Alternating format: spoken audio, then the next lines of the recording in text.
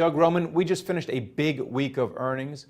Although all the S&P 500 members haven't reported yet, what's your big takeaway from what we've heard so far? It's interesting that you're seeing a larger percentage actually beat by a larger number, 5% average surprise.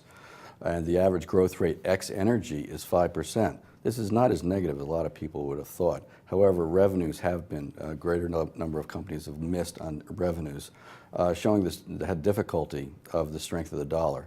That's really the big story coming out. As much as people anticipated it, as much as it was talked about, it's becoming more of a factor in companies having disappointments than might have been anticipated.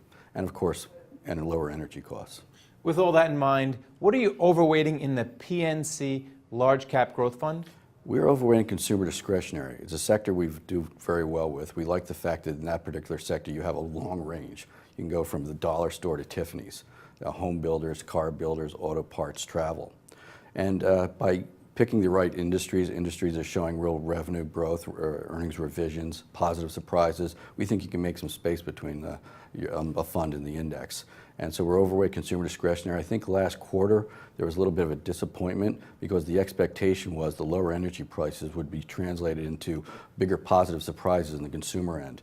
It happened maybe in restaurants a little bit, but not too much broad. I think it's coming. I think in this quarter you're going to see that. Well, on the flip side, what are you avoiding? What are you staying away from?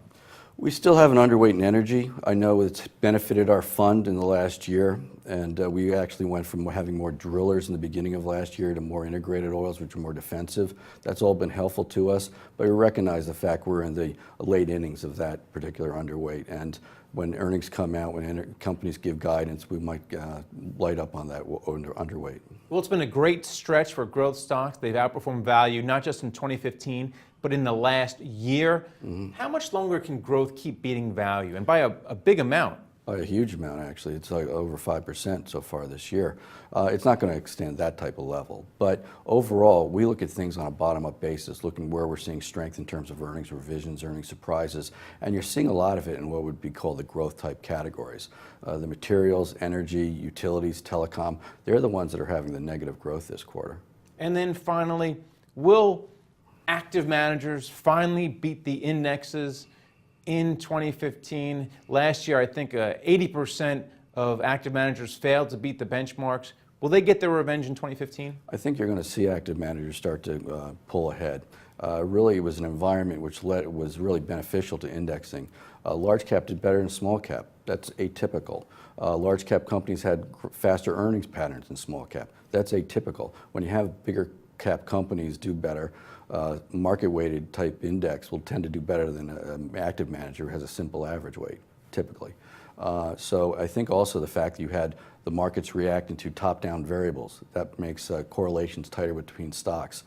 Really seeing a nice reaction to winners and losers in the last 2 quarters. Last quarter, if you beat estimates, you were up about 2% more than the benchmark on average, and if you missed, you were under 2%.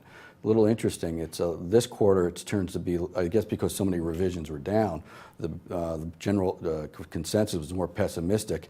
Now if you're getting a beat, you're getting a much more positive reaction, whereas in previous quarters, if you beat, it was okay. If you got missed, you got hacked. And if you miss, it's not as bad. It's, the reaction is not about half as bad as it's been in previous quarters. I think all this is beneficial for active managers. All right, thanks a lot for coming on. Thank you. Thank you for watching The Street.